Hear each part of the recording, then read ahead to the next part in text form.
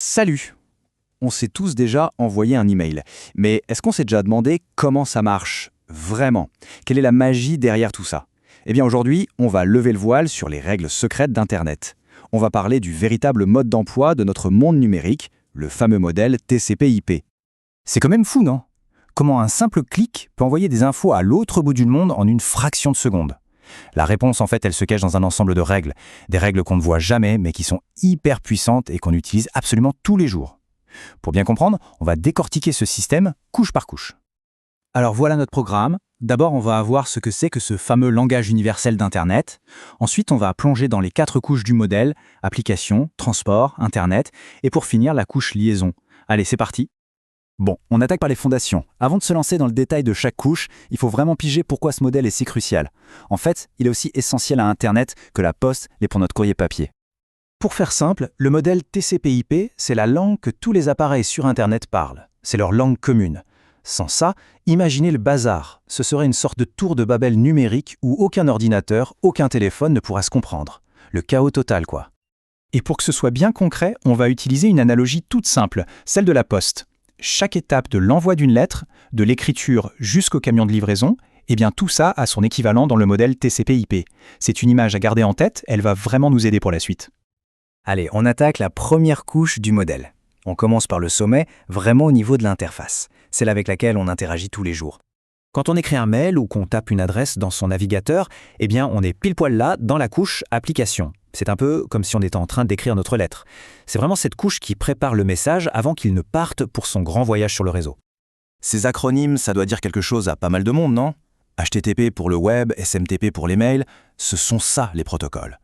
On peut voir ça comme des langues très spécifiques que nos applis utilisent pour discuter entre elles. Chaque tâche a son propre jargon en quelque sorte. Ok, on descend d'un cran. Maintenant que nos données sont créées, il leur faut un chef d'orchestre pour organiser leur voyage. La couche transport, c'est un peu le centre de tri super efficace. Elle prend le gros message qui vient de la couche application et hop, elle le découpe en plein de petits morceaux. C'est ce qu'on appelle les paquets. C'est comme si on voulait envoyer un livre, mais page par page. Et le boulot de cette couche, c'est de s'assurer que toutes les pages arrivent bien et qu'on pourra les remettre dans le bon ordre à la fin.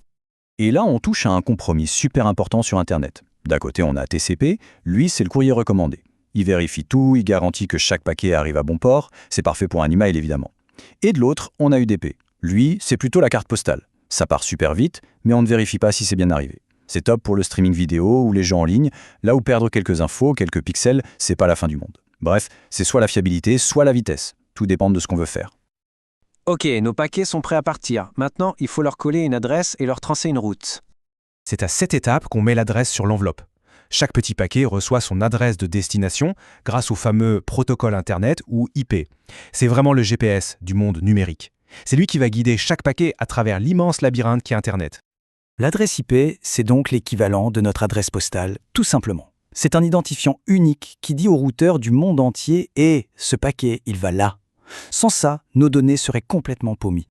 Et nous voilà arrivés à la toute dernière couche. C'est là que le numérique touche au monde physique. Cette couche, c'est le service de livraison local, ce qu'on appelle parfois le dernier kilomètre. Son job, c'est de s'assurer que notre paquet arrive à sa prochaine étape. Ça peut être le routeur Wi-Fi au fond du couloir ou le serveur suivant sur le réseau. Et pour faire ça, elle va traduire les données numériques en signaux bien réels, de l'électricité, des ondes radio ou même de la lumière. C'est vraiment là que l'info quitte le monde du logiciel pour entrer dans celui du matériel. Les 1 et les 0 se transforment en électricité dans un câble, en ondes pour le Wi-Fi ou en flash de lumière dans la fibre optique pour voyager d'un point A à un point B. Alors si on résume ce voyage, tout part de nos données. Ensuite, à chaque couche, c'est comme si on ajoutait une nouvelle enveloppe. La couche transport met les instructions de livraison, la couche Internet colle l'adresse mondiale et la couche liaison ajoute une petite étiquette pour la prochaine étape. C'est ce système d'enveloppes multiples qu'on appelle encapsulation qui rend le tout si solide et si efficace. Et le plus dingue dans tout ça, c'est que ce modèle, il a été inventé dans les années 70 et il est toujours au cœur d'Internet aujourd'hui, plus de 50 ans après. Franchement, sa solidité et sa flexibilité, c'est juste remarquable. Ce qu'il faut retenir, c'est que la prochaine fois qu'on surfe sur le net, il faut penser à cette danse incroyable et invisible qui se passe en une fraction de seconde. Chaque clic, c'est le début d'un ballet hyper complexe qui rend toute notre vie numérique possible. Et ça nous amène à une question essentielle. Ce modèle, il a été construit dans les années 70, à une époque où le réseau était basé sur la confiance mutuelle. Mais le web d'aujourd'hui, c'est une autre histoire. Alors la question c'est, comment on fait pour adapter cette vieille fondation aux énormes défis de sécurité et de confidentialité du 21e siècle? C'est vraiment ça le grand challenge pour l'Internet de demain.